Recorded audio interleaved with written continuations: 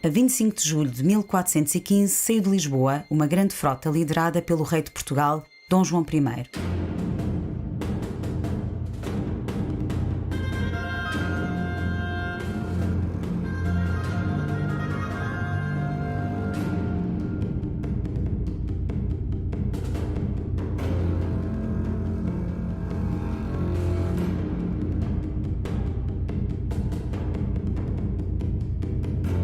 No dia 21 de agosto, conquistou a cidade de Ceuta, alterando substancialmente as relações entre a Península Ibérica e o Norte de África e assinalando deste modo o início da expansão europeia no mundo. Mas 1415 marcou também e decisivamente a história de duas cidades, Lisboa e Ceuta.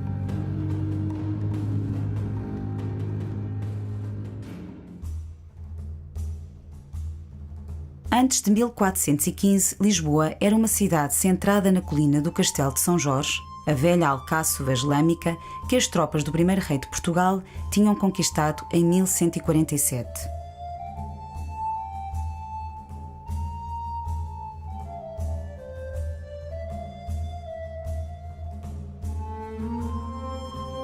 O casario, protegido pela muralha tardo-romana, estendia-se pela encosta. Com ruas intrincadas, herdadas da velha medina islâmica Al-Uzbuna, alcançava uma extensão que não devia superar os 16 hectares. Progressivamente, a cidade transbordou esse recinto, formando-se arrabaldes. Primeiro surgiu a moraria, morada dos muçulmanos que ficaram em Lisboa. Depois, povoou-se a Baixa, uma área sempre ligada ao artesanato e ao comércio marítimo. Entre 1373 e 1375, a cidade foi novamente muralhada. Agora, a linha de defesa incluía as colinas dominadas pelos complexos monásticos, principais elementos ordenadores do espaço urbano. Nesta altura, a cidade alcançava cerca de 103 hectares. Nos séculos XII e XIII, Ceuta converteu-se numa próspera cidade, centro do comércio entre o Mediterrâneo e o norte de África Ocidental. No momento da sua máxima expansão, estendia-se por 300 hectares. A população rondaria os 30.000 habitantes, número que pode ter aumentado no século XIV.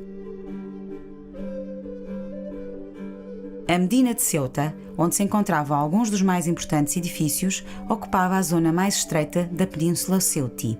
Estava completamente cercada por uma sólida muralha, construída no século X sob o Califado Cordovês.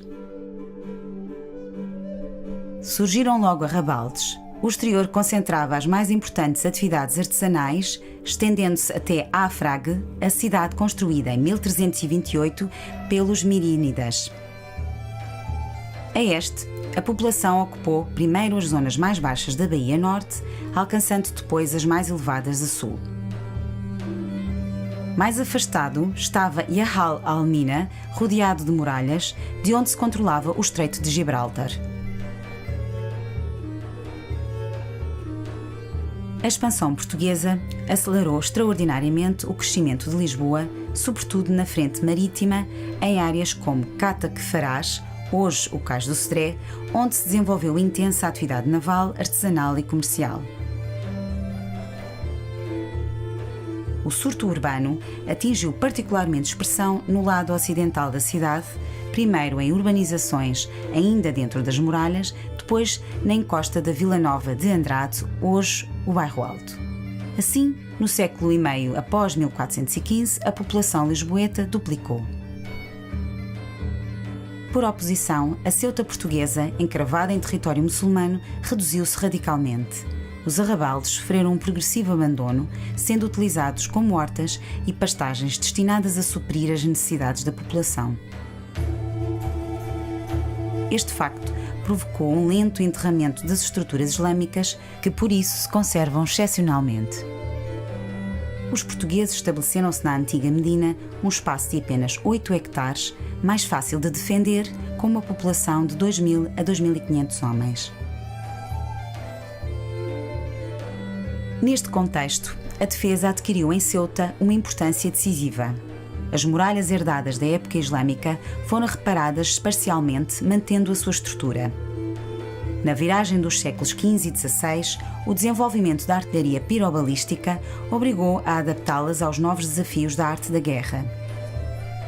Especialmente notáveis foram as obras na frente ocidental, a mais exposta aos ataques. Na década de 1540, ergueram-se as muralhas reais, potentes cortinas flanqueadas por 2 baluartes, protegidas por um fosso navegável. Já as velhas muralhas medievais de Lisboa foram se tornando invisíveis no interior das novas construções. Alguns dos novos palácios da nobreza endinheirada pela expansão além-mar localizaram-se precisamente sobre as antigas cortinas. A defesa de Lisboa fazia-se agora na Foz do Tejo, para onde se voltava o destino do país. A uma primeira linha assente nas torres da Caparica e de Belém e na mais longínqua posição de Cascais, fortificações que faziam a transição entre a guerra medieval e moderna, seguiu-se uma segunda linha assente nas fortalezas abaluartadas de São Julião da Barra e de São Lourenço do Bugio, herdeiras da inovação técnica ensaiada décadas antes em Ceuta. Um fenómeno comum às duas cidades foi o da reorganização urbanística, muito influenciada pelos conceitos estéticos e funcionais do Renascimento italiano. O desejo de monumentalização do espaço público deu origem a novas praças marcadas por edifícios de poder de grande esplendor arquitetónico. Em Lisboa destaca-se o Terreiro do Paço, espaço conquistado ao Rio, onde se ergueu uma nova residência real nos primeiros anos do século XVI, o Paço da Ribeira. O novo paço incluía nas suas dependências os organismos logísticos e de controlo da expansão marítima. A cenografia era completada pela Misericórdia, irmandade criada anos antes no quadro da renovação da assistência social em Portugal. Outra praça principal era o Rossio, onde se ergueu pela mesma época o imponente Hospital Real de Todos os Santos, ao lado do convento medieval de São Domingos. Também enquadrado nos novos conceitos assistenciais, foi uma verdadeira escola médica no quadro da expansão portuguesa.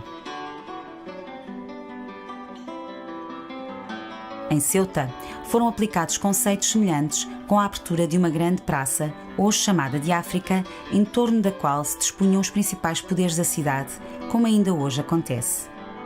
De um lado, o Palácio do Governador, inserido no perímetro da velha Alcáçova Islâmica. Ao sul, a Catedral sobre a antiga Mesquita Maior e o Convento de Santiago dos Frades Franciscanos, integrando a antiga madraça Al-Jadida.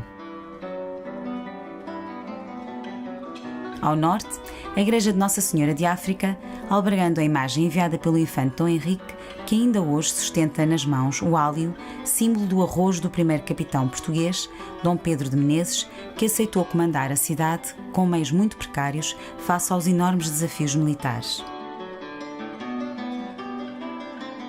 Outra tendência comum a ambas as cidades é a definição de arruamentos mais regulares, rasgando-se novas artérias em tecidos pré-existentes.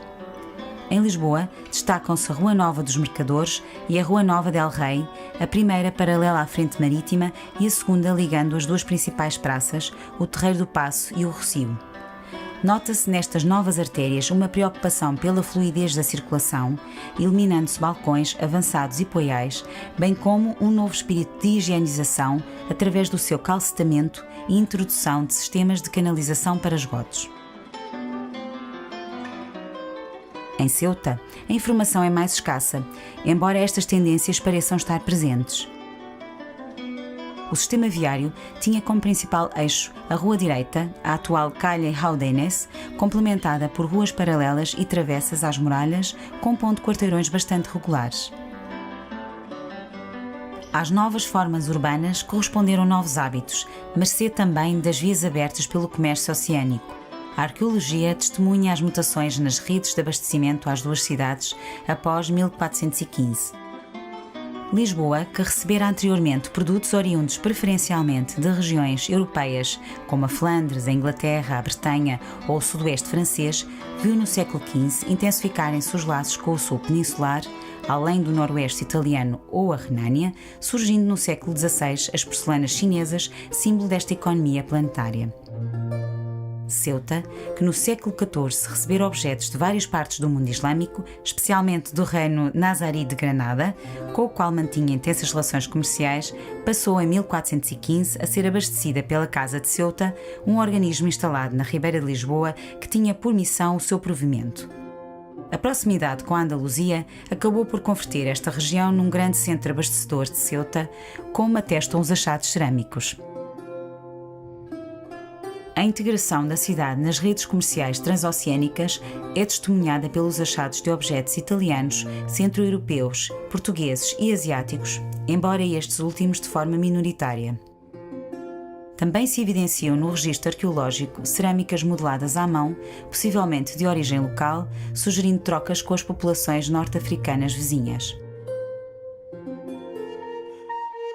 Em suma, 1415 marcou para Lisboa e Ceuta um ponto de viragem nas respectivas histórias, cujos reflexos chegam aos nossos dias. Se os caminhos da história acabaram por separar os seus destinos, a memória deste período perdurou nos séculos. Ficaram expressões simbólicas, como a partilha de uma mesma bandeira, a troca de topónimos nas principais artérias das cidades, a edificação de monumentos evocadores ou expressões literárias e artísticas de diversa natureza. Talvez também num mesmo destino, menos concreto, mas eventualmente mais profundo.